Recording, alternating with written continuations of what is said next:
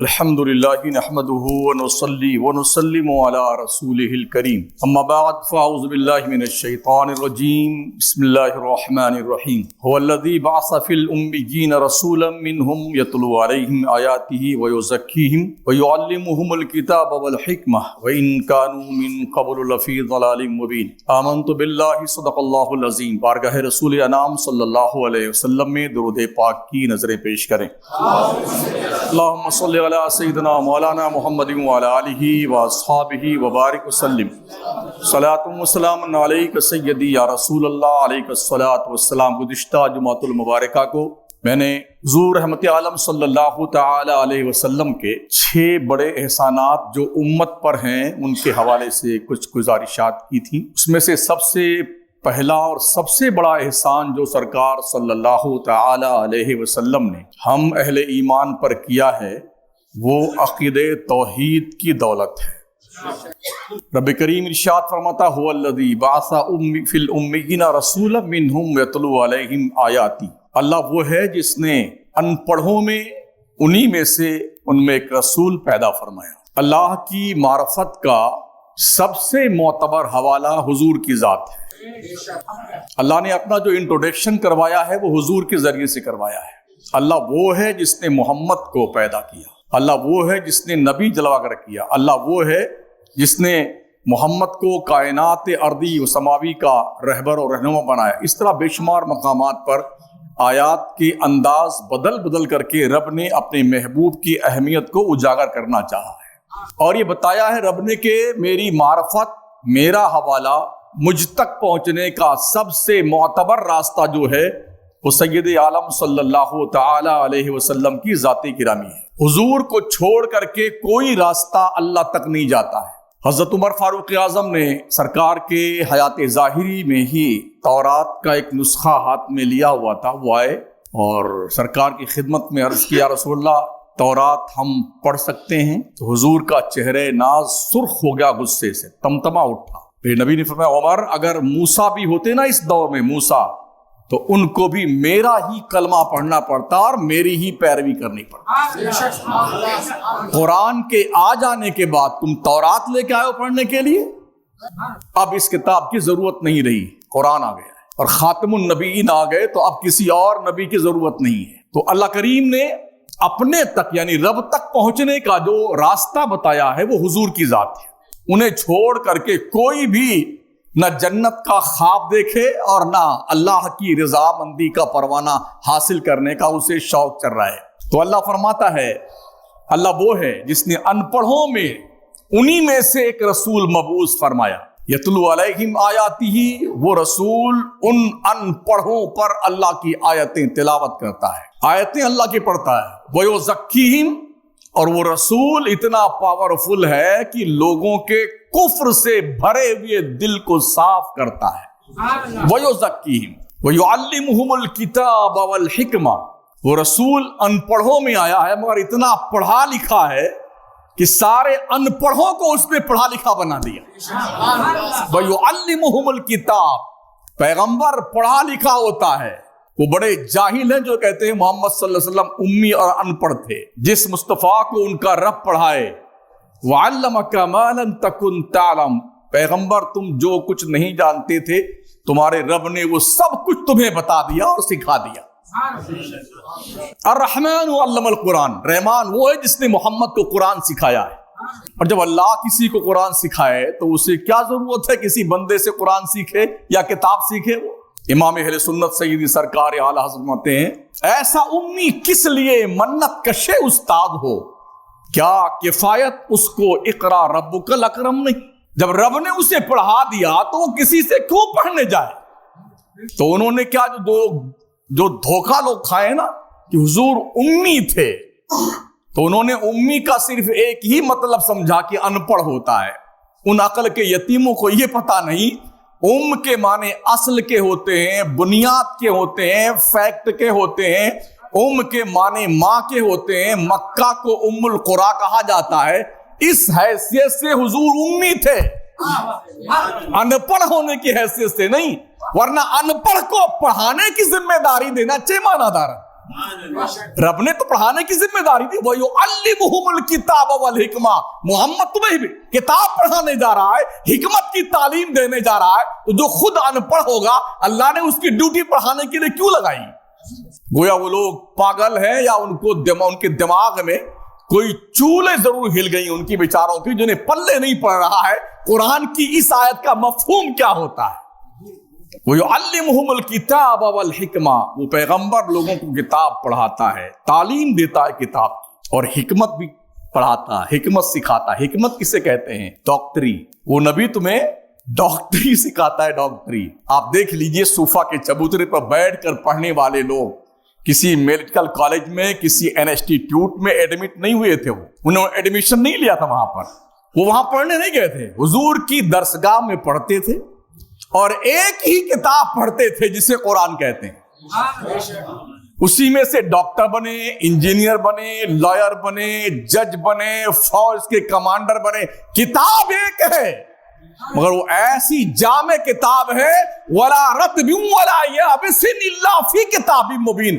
اللہ فرماتا کائنات کی ساری چیزیں میں نے اس میں سمو کے رکھ دی ہے. قرآن یہ جامع کتاب ہے. ہم نے اس کی اہمیت نہیں سمجھی, صرف فاتحہ کے لیے ہم نے رکھا ہوا ہے اس قرآن کو. صرف فاتحہ کی دنیا پڑھتی ہے اسی قرآن کو اور چاند پہ پلاٹنگ کر رہی ہے. دنیا اسی قرآن کو پڑھتی ہے, انترکش میں جا رہی ہے. دنیا اسی قرآن کو پڑھتی ہے, ایٹم بم اور میزائل بنا رہی. دنیا اسی قرآن کو پڑھتی ہے, پیٹریاٹ بنا رہی, لانچر بنا رہی, میزائل بنا رہی. اور ہم بس جب کوئی مر گیا نا تو چلو اللہ کے گھر میں پہنچتے ہیں, مولوی صاحب کو اکٹھا کر لیں گے, ہمارے ابا کی بخشش کروا دیجیے, قرآن پڑھا. ہم نے اس کی تشریف آوری کا مقصد بھلا دیا. قرآن تو زندگی دینے آیا تھا, ہم نے مردوں کے لیے اسے وقت کر دیا ہے قرآن کو. کبھی ہم پڑھتے ہیں قرآن کو دنیاوی عزت و جاہ کے حصول کے لیے اخبارات پڑھتے رہیے اور سر دھنتے رہیے. کہاں کہاں لوگ جا کے کیسے کیسے گلے ملتے ہیں کیسے کیسے لوگوں سے. ہم بھی اخبارات دیکھتے رہتے ہیں اور بانچیں کھل جاتے ہیں, ارے آج تو میں نے فلاں سے ملاقات کری, فلاں سے. پہلے انسان بن جاؤ, انسان. تو حضور کا سب سے بڑا احسان ہم پر یہ ہے, اہل ایمان پر, کہ آپ کے ذریعے سے ہمیں عقیدہ توحید کی گراں قدر نعمت اور دولت ملی. یہ وہ عقیدہ ہے جو مردہ دلوں کو زندگی دیتا ہے. یہ وہ عقیدہ ہے جو بیماروں کو شفا دیتا ہے. یہ وہ عقیدہ ہے جو کمزور ناتما کو طاقتور بناتا ہے. یہ وہ عقیدہ ہے جو غریبوں کو, غلاموں کو, مزدوروں کو, دبے کچلے لوگوں کو بادشاہوں کی آنکھوں میں آنکھیں ڈال کر کے حوصلہ دیتا ہے. یہ عقیدہ توحید ہے. اب پتہ ہے آپ کو, جب مکے کی سرزمین پر غلاموں نے, کنیزوں نے, کمزوروں نے سب سے پہلے اسلام انہوں نے قبول کیا ہے. سرکار اسی بنیاد پہ فرماتے ہیں اسلام غریبوں میں پھیلا ہے اور قیامت سے پہلے اسلام غریبوں میں رہ جائے گا. اس لیے میں محسوس کرتا ہوں جو مالدار لوگ ہیں کہیں نہ کہیں ان کا اسلام ان سے رخصت ہونے کی تیاری کر رہا ہے. یہ سوچنے کا وشے ہے. نہ ان کی بات کا کوئی بھروسہ, نہ ان کے زبان کی کوئی ویلو. صبح کچھ شام کو کچھ. بقول شاعر, شام کو پی صبح کو توبہ کر لی, رند کے رند رہے ہاتھ سے جنت نہ گئی. وہ کون سا جرم ہے اللہ ماشاء اللہ جو اہل ثروت نہیں کرتا ہے, دولت کے نشے میں چور ہو کر. نبی کا یہ فرمان بالکل سٹیک بیٹھتا ہے. اسلام غریبوں میں پھیلا ہے اور غریبوں میں رہ جائے گا. تو جب غریبوں نے اسلام قبول کیا نا, بلال حبشی نے, سمیہ نے, زید نے, تو ان کے مالکوں نے, ان کے آقاؤں نے وہ سزائیں دی ہیں, وہ اذیتیں دی ہیں. اگر یہ اذیت اور یہ سزا پہاڑ پر متعین کی جاتی, پہاڑ پاش پاش ہو جاتا. مگر انہوں نے کیا جواب دیا؟ مار کھاتے کھاتے بے ہوش ہوتے, اور جب ہوش میں آتے تو اپنے مالک کی آنکھوں میں آنکھیں ڈال کہتے, تجھے جو کرنا ہے کر لے. ہم نے محمد کی غلامی کا پٹا گلے میں ڈالا ہے نا, یہ پٹا آپ نکلنے والا نہیں ہے. اس جذبہ توحید نے تو تیری آنکھوں میں آنکھیں ملا کے بات کرنے کا مصطفیٰ نے ہمیں حوصلہ دیا ہے. غلامی کا چیپٹر قصے پاری نہ ہو گیا. اب ہمارے ہاتھوں میں غلامی کی زنجیر نہیں, محبت مصطفیٰ کی زنجیر رہے گی. یہ وہ حوصلہ تھا جس کی بنیاد پر ظالموں نے بڑا ظلم ڈھایا تھا. حضرت سمیہ کو خنجر مار کے شہید کر دیا. یہ کیوں ہم سے زبان لڑاتی ہے؟ ہم اس کے آقا ہیں, ہم نے اسے خریدا ہے. مول لیا ہم نے اسے. ہمارے پیغمبر نے مکے کی سرزمین پر غلامی کی زنجیروں کو توڑ کر رکھ دیا. آج کے بعد نہ غلام خریدا جائے گا نہ بیچا جائے گا. اور اتنا ایزی کر دیا مصطفیٰ نے اس کام کو. اگر کسی نے روزہ توڑ دیا ہے اپنا تو حضور نے فرمایا کہ اپنے روزہ کی کفارہ کو ادا کرنے کے لیے ایک غلام خریدو, اسے آزاد کر دو. غلاموں کو آزاد کرنے کا ایک بہترین تمغہ اور ایک راستہ مصطفیٰ نے عطا فرمایا. غلام خریدتے لوگ اور آزاد کر دیتے حضور کے لیے. اس طرح سے غلامی ہمیشہ ہمیش کے لیے ناپید ہو گئی. آج دنیا مزدور دیوس مناتی ہے, اس دیوس کو بھی کیش کرتی ہے. اربوں خربوں کا بیاپار ہوتا ہے اس دیوس پر بھی.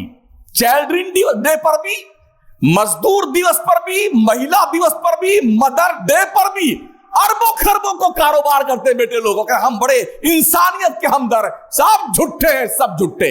اس انسانیت کا سب سے ہمدرد, سب سے بہترین پیار کرنے والا انسانیت سے وہ آمنہ کا لال تھا,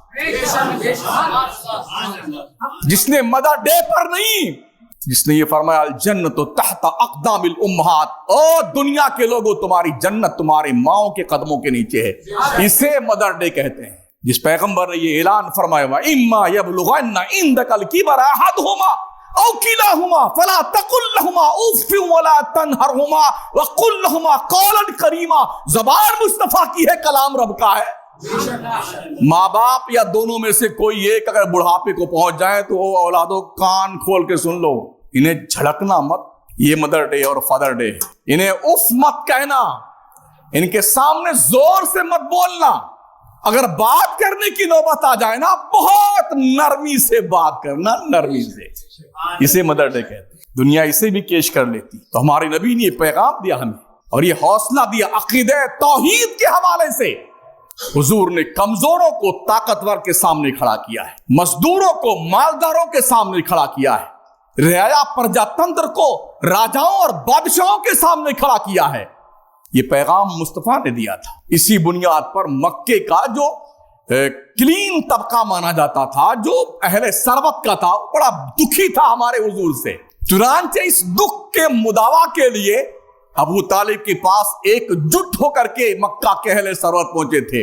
ابو طالب, اپنے بھتیجے کو منع کر لو, اگر یہ دولت چاہتا ہے ہم مل کر کے اتنی دولت دے دیں گے کہ زندگی میں کبھی بھی غربت نہیں آئے گی محمد کے پاس.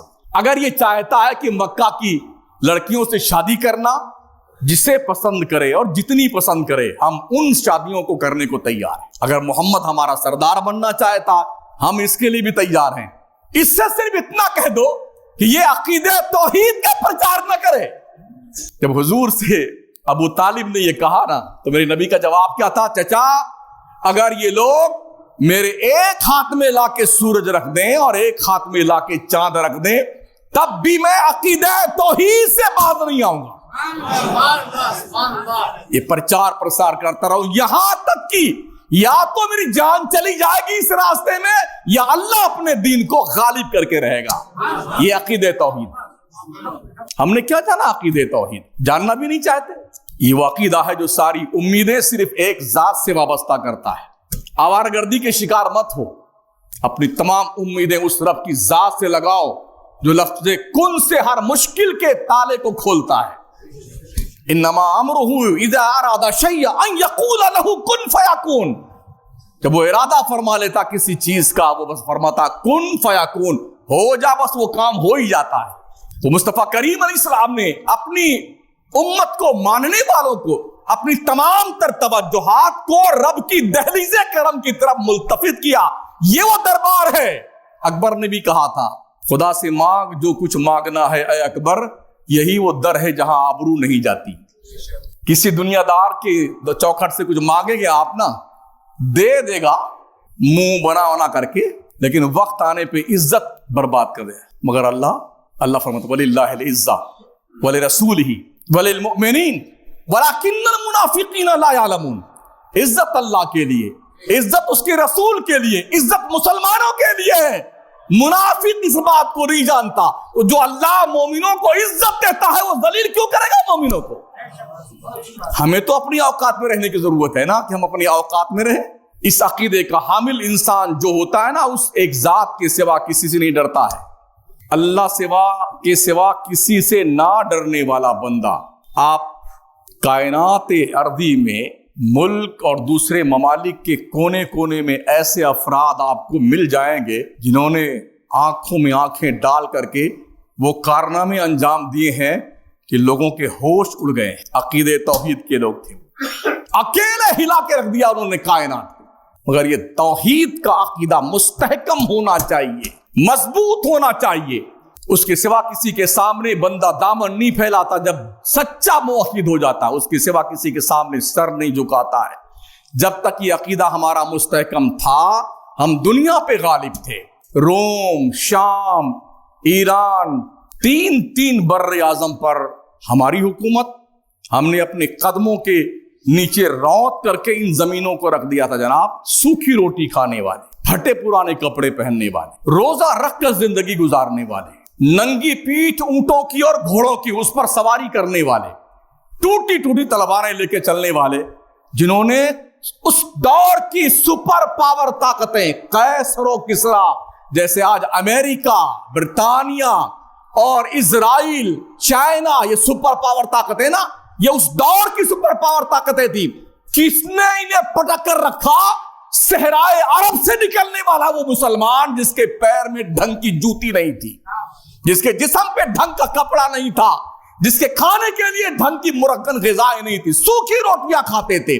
مگر جب سر میں وحدت الہی کا تصور غالب آیا اور دل میں عشق مصطفیٰ کی روشنی جاگزی ہوئی تو صحرائے عرب سے غلغلہ توحید کا نعرہ بلند کرتے ہوئے نکلے نا، ان سارے ملکوں کو روت کر رکھ دیا مسلمانوں.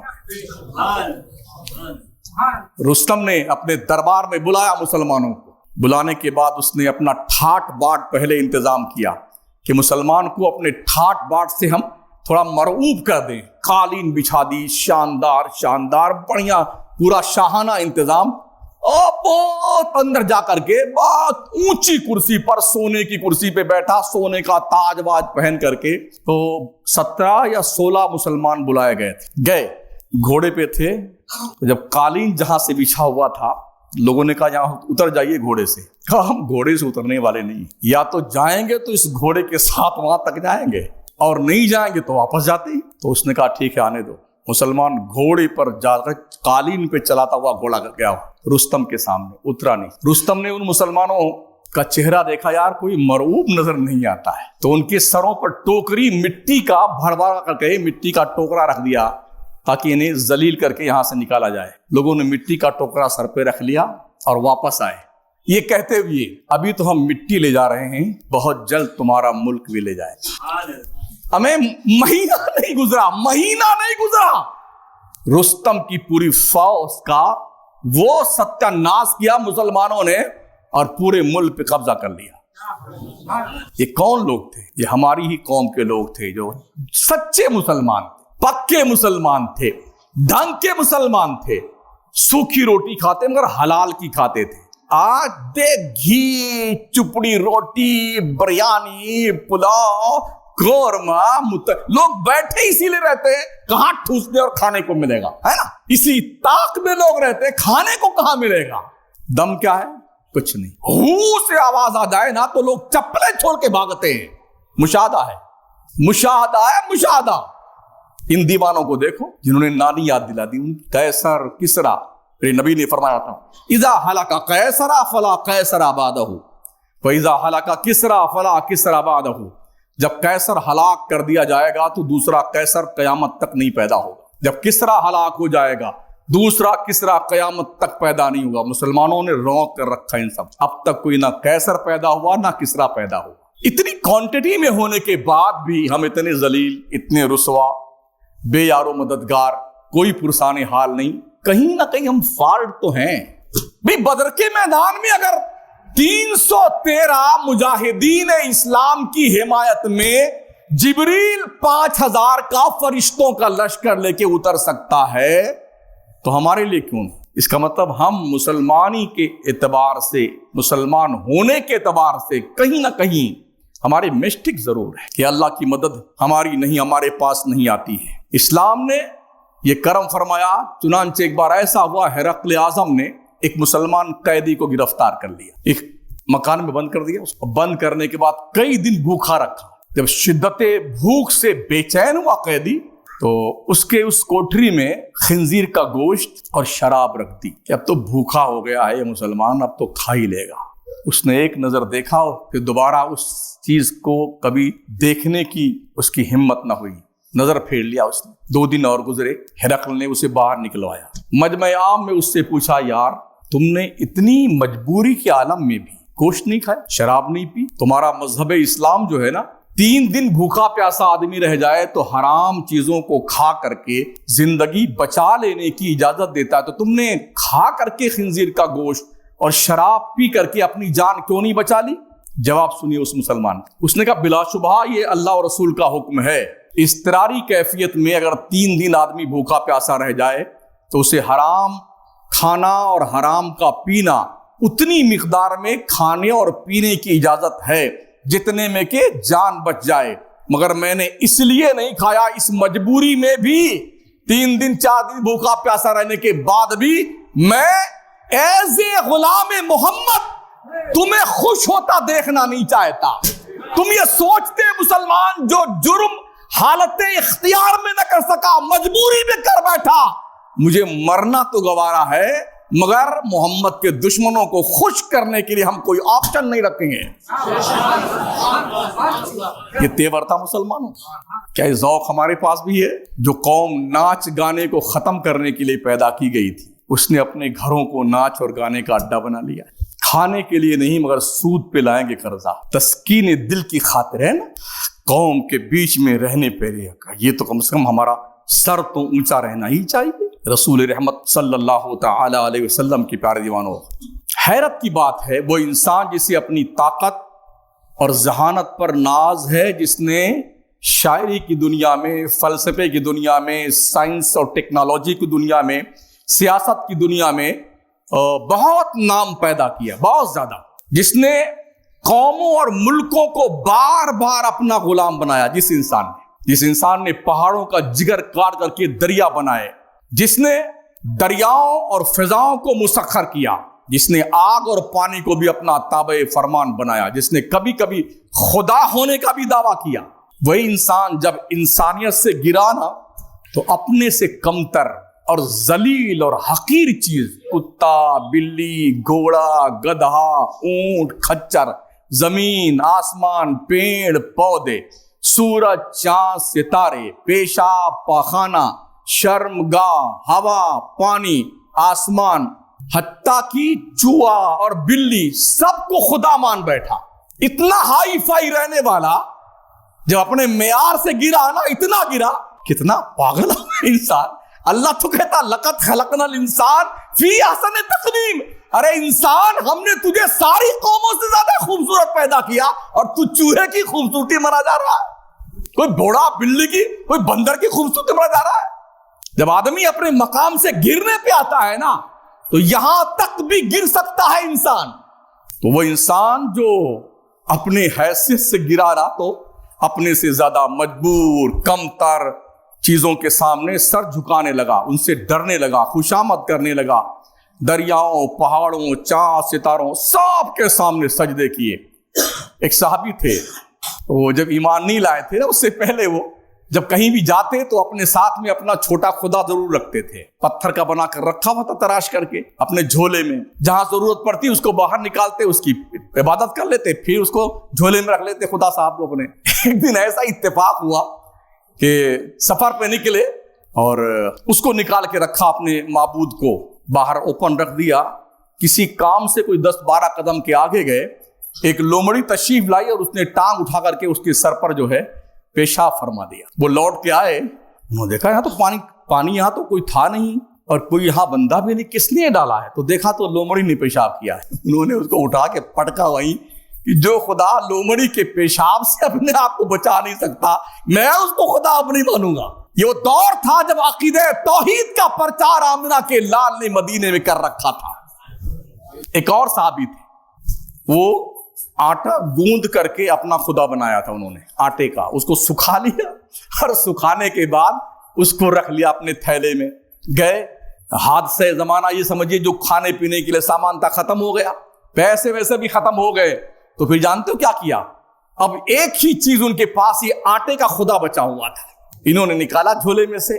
مرتا کیا نہ کرتا, تو سامنے اس کو رکھا. تو کچھ دیر تک بڑے غور سے دیکھتے رہے کہ اپنے خدا کو کھاؤں کہ نہ کھاؤں, کھاؤں کہ نہ کھاؤں. لیکن جب پیٹ کی بھوک زیادہ غالب آنی شروع ہوئی نا, تو پکڑا اپنے خدا کو, دبوچ کر کے اس کو مسل کر کے پانی میں ڈالا اور نمک ڈال کے پی گئے اپنے خدا. جب ایمان لائے تب بتایا حضور ہم نے ایسا بھی کیا ہے. انسان جب اپنے مقام سے گرتا ہے تو اتنا گر جاتا ہے, اور جب اٹھتا ہے نا تو مسجد ملائکہ بن جاتا ہے.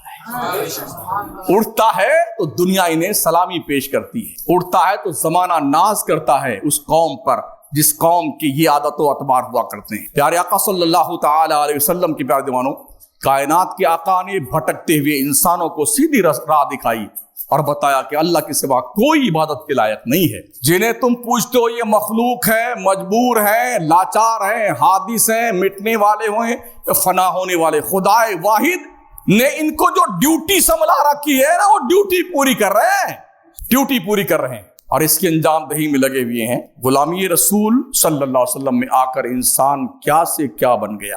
عقید توحید کو انداز بدل بدل کر کے مشرکوں کے شرک کی بیماری کا علاج کیا گیا. اسی عقید توحید نے انسان کو بدل کر رکھ دیا. جو مظاہر فطرت کی عبادت کرتا تھا وہ مظاہر فطرت کو قدموں سے روند رہا تھا. یہ حوصلہ کس نے دیا ہے؟ عقید توحید نے دیا ہے. ان پہ حکومت کرنے لگا جن کو پوجتا تھا. اس عقیدے نے انسان کی دنیا بدل کر رکھ دی تھی. کشت ویرا میں بہاریں آئیں, فصل ایمان لہلائی, مردہ جذبات انگڑائیاں لینے لگے. انسان کو صدیوں کے بعد پتا چلا کہ میں انسان ہوں.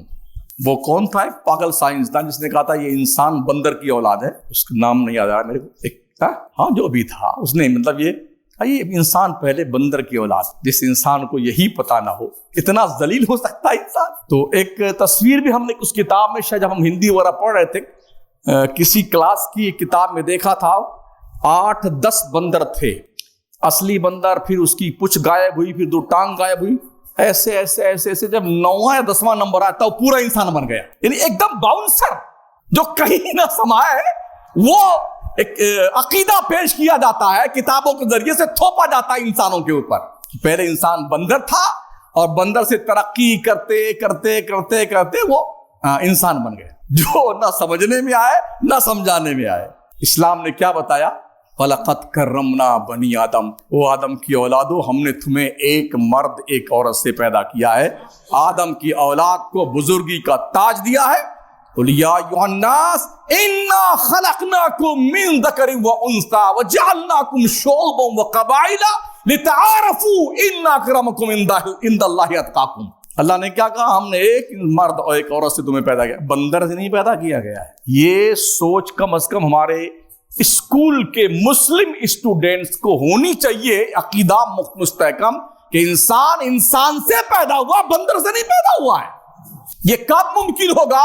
جب ہمارے کالج ہوں گے, ہمارے اسکول خود کے ہوں گے, ہمارا سلیبس ہوگا اور ہم اس میں اپنے سلیبس میں اپنے تعلیمات اسلامی کو داخل کر کے اپنی قوم کے بچوں اور بچیوں کو صحیح ڈھنگ پر ڈائریکشن دے کر کے ترقیات کے منزل پہ لے جائیں گے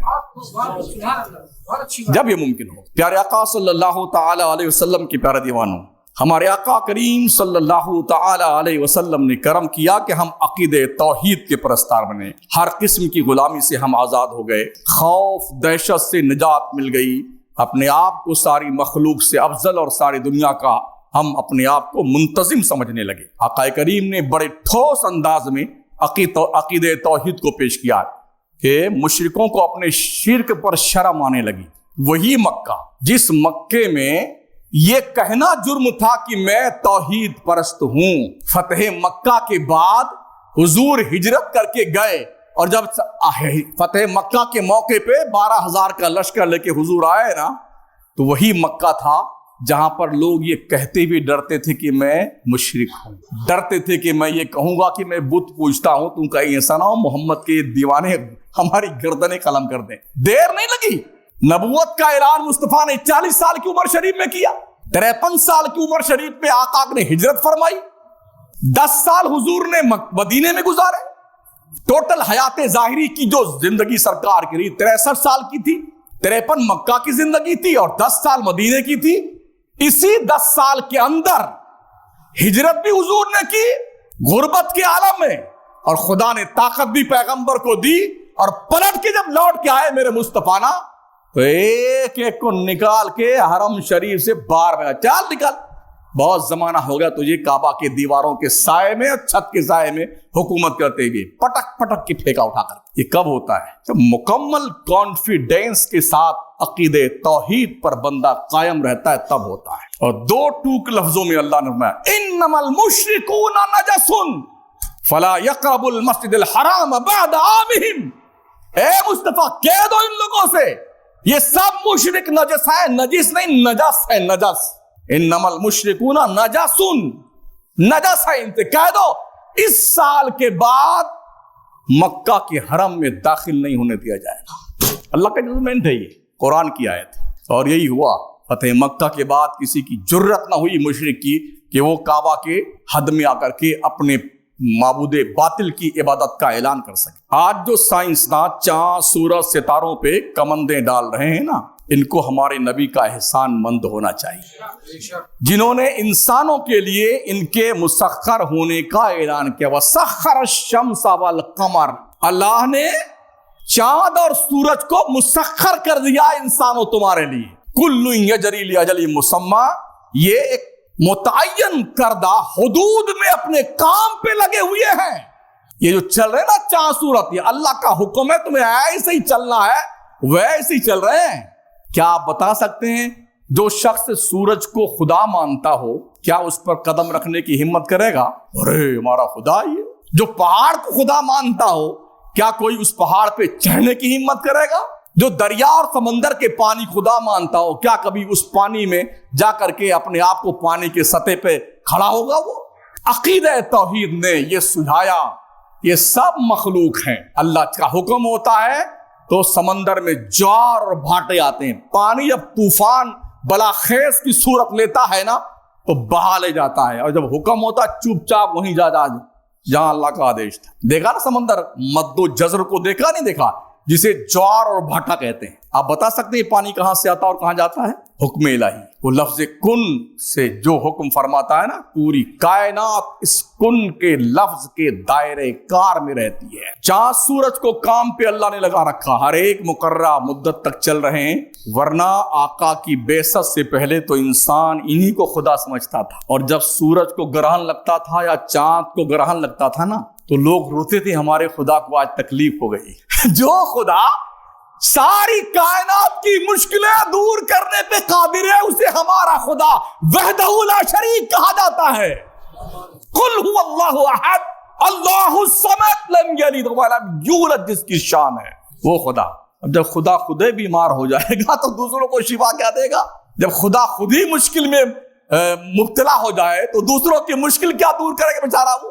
تو یہ چاند سورج جب ان کو گرہن لگتا تو بیچارے اتنے پوجنے والے ان کے تھے نا، بڑے روتے تھے کہ ہمارا خدا بڑا مشکل میں آ گیا ہے، پریشانی میں ہے۔ آقا کریم کا سب سے بڑا احسان نوع انسانی پر یہ ہے کہ عقیدہ توحید کی تعلیم دے کر صحیح معنوں میں انسانوں کو انسان بنایا۔ ایک وزیر نے اچانک بادشاہ کی وزارت کی کرسی چھوڑ دی، اپنے گھر بھاگ گیا، کہا مجھے کوئی وزارت نہیں کرنی، اور کام کا آدمی تھا تو بادشاہ چل کر کے اس کے گھر گیا، یار کیا بات، کوئی تکلیف تم کو ہوئی، تم پر کوئی زیادتی کی گئی ہے، تم کو کسی نے کچھ کہا ہے؟ تو اس بندے کا نہیں، ایسی کوئی بات نہیں، نہ زیادتی مجھ سے پی گئی ہے نہ مجھے کسی نے کچھ کہا ہے۔ بولے پھر تم نے ایسا کیوں کیا؟ تو اس نے کہا 6 باتیں ہیں میری، 6 وجہیں ہیں جس کی بنیاد پر میں نے تمہاری وزارت کو چھوڑا ہے۔ کہا وہ 6 کیا ہیں؟ کہا پہلی بات تو یہ کہ تم بیٹھے رہتے ہو اور ہم تمہارے ادب میں کھڑے رہتے ہیں۔ کچھ لوگوں کو شوق ہوتا ہے نا کہ ہم بیٹھے رہیں اور ہمارے سامنے 2-4 لوگ ہاتھ باندھے کھڑے رہیں، تو وہ بیٹا اندر پھولا مزہ آ گیا، اتنے لوگ میری عزت کر رہے ہیں، کھڑے کھڑے ہیں، ہمارے تعظیم کے لیے کھڑے ہیں۔ جبکہ حضور فرماتے ہیں کوئی شخص اگر بیٹھا ہوا ہے اس کے سامنے لوگ ہاتھ باندھ کے کھڑے ہوئے ہیں، وہ شخص اپنے لیے جہنم میں مقام بناتا ہے جو اس چیز کے لیے ان لوگوں کھڑا کر رکھا ہے۔ دیکھا ہے آپ نے بہت سارے پیر آتے ہوں گے تو پیر صاحب تو بیٹھے رہتے ہیں، اور مرید حضور حضرت قبلہ کعبہ کیا ہے یہ؟ میرا مصطفیٰ بیٹھتا تھا نا صحابہ کی جھرمٹ میں، لوگ جان نہیں پاتے تھے اس میں ابو بکر کون ہے، محمد مصطفیٰ کون ہے۔ یہ شان تھی میرے مصطفیٰ کی۔ اسلام برابری کا پیمانہ لے کے آیا ہے، نہ کوئی اونچ ہے نہ کوئی نیچ ہے، نہ کوئی بڑا ہے نہ کوئی چھوٹا ہے۔ اسلام نے ایک معیار دیا ہے، ان اکرمکم عند اللہ اتقاکم، تم میں کا بڑا وہ ہے جو اللہ سے سب سے زیادہ ڈرتا ہے، اور جو اللہ سے سب سے زیادہ ڈرے گا وہ کبھی بھی قوم کے بیچ میں اوپر نہیں بیٹھے گا، قوم کے بیچ میں بیٹھے گا۔ تو کیا کہا اس وزیر نے کہ تم بیٹھے رہتے ہو اور ہم لوگ کھڑے رہتے ہیں ادب میں۔ اب میں جس بادشاہ کا غلام ہوں، جس کی عبادت میں کرتا ہوں نماز میں، تو اس نے ہمیں بیٹھنے کا بھی نماز میں حکم دیا ہے۔ ایک وجہ تو یہ تمہاری ہو نوکری چھوڑنے کی، دوسری وجہ تم کھاتے رہتے ہو اور ہم کھڑے کھڑے تمہارا لقمہ گنتے رہتے ہیں۔ اب میں ایسے بادشاہ کا غلام ہوں جو خود تو کھاتا پیتا نہیں ہے، وہ کھانے پینے سے پاک ہے اور ہمیں 3 ٹائم پیٹ بھر کر کھلاتا ہے۔ میں اس بادشاہ کا غلام بن گیا ہوں۔ اور بادشاہ سلامت، تیسری بات یہ کہ تم سوتے رہتے ہو، ہم جاگتے رہتے ہیں اور تمہاری حفاظت کرتے رہتے ہیں۔ سنو، اب میں ایسے بادشاہ کا غلام ہوں، وہ نیند اور سونے سے پاک ہے، وہ کبھی نہیں سوتا ہے۔ ہم سوتے ہیں تو ہماری حفاظت ہمارا خدا کر رہا ہوتا ہے۔ چوتھی وجہ تمہاری وزارت چھوڑنے کیا ہے؟ ہمیں ڈر لگا رہتا ہے کہ ہم سے کوئی غلطی ہو جائے گی تو تم ہمارا سر قلم کر دو گے۔ مگر اب میں جس بادشاہ کا غلام ہوں، غلطیاں ہم کتنی بھی کر لیں، ایک بار رو کر کے اس کے سامنے حاضر ہو جائے نا توبہ کرنے کے لیے، اللہ خوش ہو کر معاف کر دیتا ہمیں، ساری خطائیں معاف کر دیتا ہے میرا مولا۔ تو میں تو اب تو خوش ہوں تمہاری وزارت سے باز آ کر کے، مجھے چین و سکون کی زندگی اب ملی ہے۔ پانچویں بات یہ ہے کہ ہم تم سے کچھ مانگتے تھے تو تم اپنی حیثیت سے دیتے تھے، اور دینے کے بعد یہ بھی کہتے تھے میں نے تم کو یہ سامان دیا ہے تم کو پہلے بھی۔ ہاں دھیان رکھنا۔ بتائیے آج بھی ایسا ہے کہ نہیں؟ ایمان سے بتائیے، دل دبا کے مت بیٹھو تقریر میں، ایسا ہے کہ نہیں ہے؟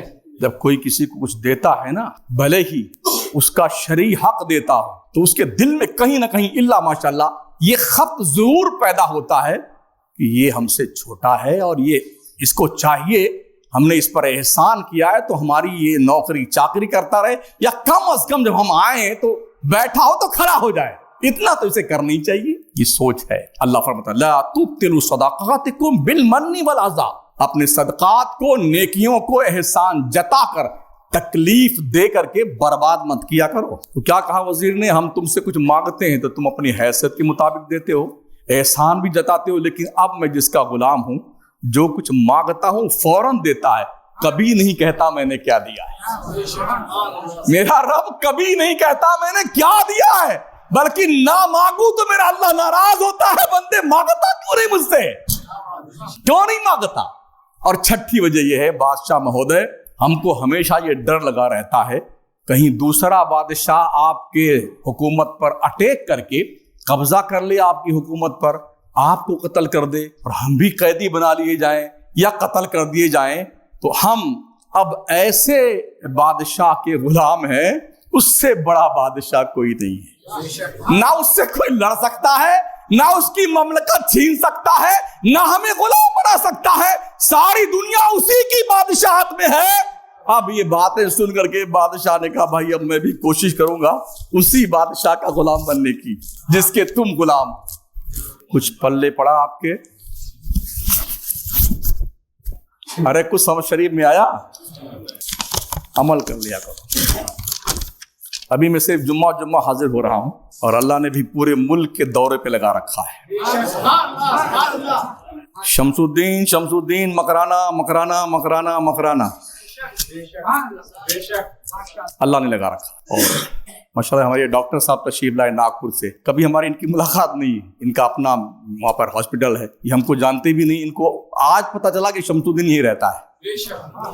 بہت دن سے ہماری تقریر سن رہے اور فالو کر رہے ہیں، ہمارے منظور صاحب بھی ساتھ میں، کئی لوگ ساتھ میں آئے، یہ وہاں سے ناگپور سے آئے، کہاں لوگ ہیں مجھے خود ہی پتہ نہیں، اللہ کے بندے، اللہ سب کو جزائے خیر دے۔